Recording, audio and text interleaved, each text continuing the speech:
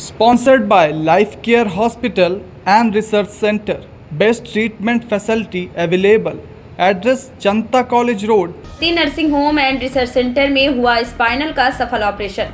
Doctor Dinesh Patel ने किया कमाल। ऑपरेशन के बाद मरीज पूरी तरह से स्वस्थ। विंध्य क्षेत्र का पहला सबसे चर्चित Bhagwati nursing home and research centre में एक ऐसे मरीज की स्पाइनल सर्जरी की गई जो चलने में पूरी तरह से असमर्थ था। मरीज के अंदर नित्य क्रियाएं तक करने की चेतना नहीं थी। परिजन उसे लेकर नर्सिंग होम पहुंचे, जहां डॉक्टर दिनेश पटेल ने मरीज की आवश्यक जांच करवाकर स्पाइनल की सफल सर्जरी की।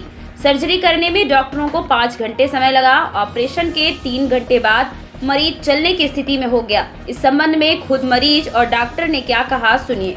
भाई साहब अर्जुन सिंह गहरवाल। कहाँ से आए हैं? ये अभी तो हम सिलौली से आए सर। दिक्कत क्या थी आपको? दिक्कत ये थी कि ये कमर दर्द करती थी, जैसे कमर हुक जाती है। हाँ। उस टाइप की कमर दर्द करती थी।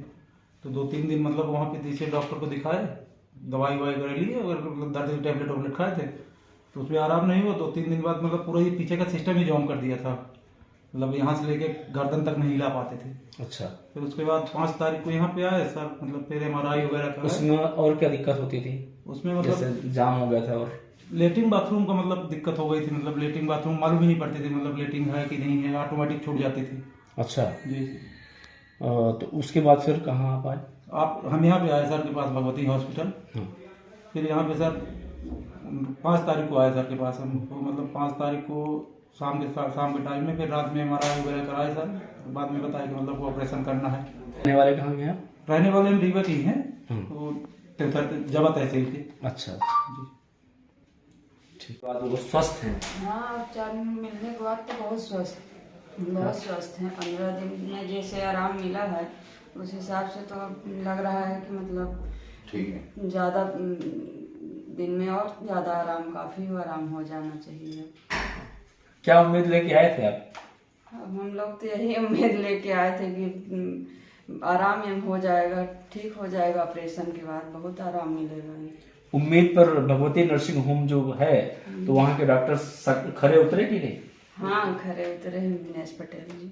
अच्छा। क्या नाम है आपका? सीमा सिंह। अच्छा, ये आपके पति हैं? हाँ। अच्छा।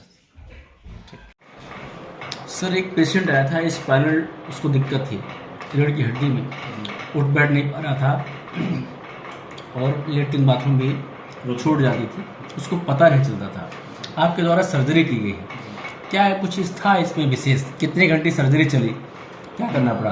देखिए, जो मरीज अरविंद सिंह जी थे, तो जब मेरे पास आए तो सीवियर पेन और साथ में टट्टी पेशाब की रुकावट हो गई थी, टट्टी पेशाब नहीं उतर रहा था जी। और साथ में एक पैर की ताकत चली गई थी, तो चल नहीं पा रहे थे? हाँ, चल नहीं पा रहे थे। ताकत कम हुई तो चलना पॉसिबल ही नहीं था। तो हमने देखा, MRI और सारी जांचें हुई, उसमें पता चला कि उनकी 2 लेवल पे नस दब गई है, डिस्क कोलैप्स या शियाटिका जिसको कहते हैं। हमने सर्जरी एडवाइस की, सब जांचें हो चुकी, फिटनेस हुई, तो हमने दूरबीन पद्धति से उनके ऑपरेशन किया। लगभग 5 घंटे के करीब ऑपरेशन चला 2 लेवल का, और ऑपरेशन के बाद वो वेंटिलेटर पे गए। 1 घंटे बाद वेंटिलेटर से बाहर हो गए और लगभग 3-3.5 घंटे के बाद जैसे ही वो होश में आए पूरी तरीके से, तो वो चलने फिरने लगे सहारे के साथ, क्योंकि ताकत अभी नहीं लौटी थी। दर्द पूरी तरह चला गया तुरंत ऑपरेशन के बाद, लेकिन ताकत अभी आनी बाकी थी। इस दौरान फिर 3-4 दिन छुट्टी हमने कर दी, और उसके बाद जब वो घर गए तो थोड़ी कसरत कर रहे थे और अब बिना सहारे के चल पा रहे हैं, और यूरिन मोशन का कंट्रोल भी मोटे तौर पर लौट आया है। पेशाब की नली जैसे आज लौट कर आए 15 दिन बाद, तो हम उनकी निकालने की कोशिश कर रहे हैं। अगर निकल जाता और पेशाब अच्छे से हो जाता तो मतलब वो भी कंट्रोल लौट आया है। ये नस दबने का कारण क्या होता है सर? क्या होता है कि हमारी हड्डियों के बीच में गद्दी कहते हैं या डिस्क कहते हैं, जो कुशन जैसा तो हमें शॉक एब्जॉर्प्शन के लिए काम आता है। अगर हमारे बीच में ये गद्दी ना हो तो हम सीधे सीधे रह सकते हैं, कभी मुड़ नहीं सकते हैं, कभी झटका लगे तो सारी चीज़ें एक साथ टूटेंगी, इस तरह की भी चीज़ें हैं। लेकिन जो हमारी फ्लेक्सिबिलिटी है वो उन गद्दियों के कारण है, ना कि हड्डियों के कारण।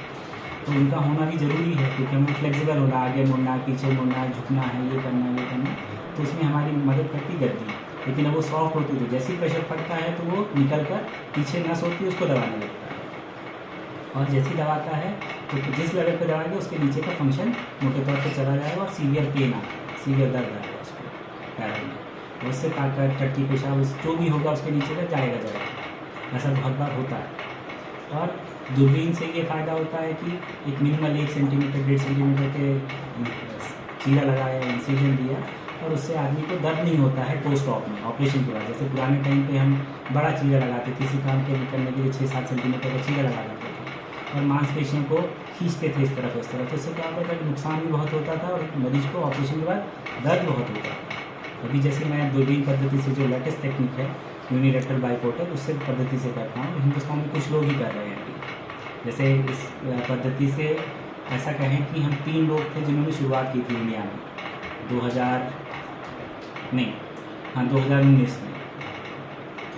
लगभग 3 लोग थे, एक पुणे के थे, एक बॉम्बे के थे और एक मैं था, जो एक्सट्रीम लेवल पे कर रहे थे।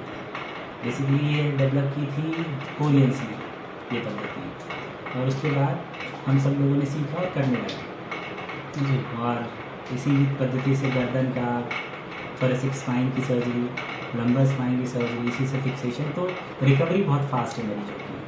जो इस पद्धति से या किसी भी दूरबीन पद्धति से हमेशा रिकवरी फास्ट होती है।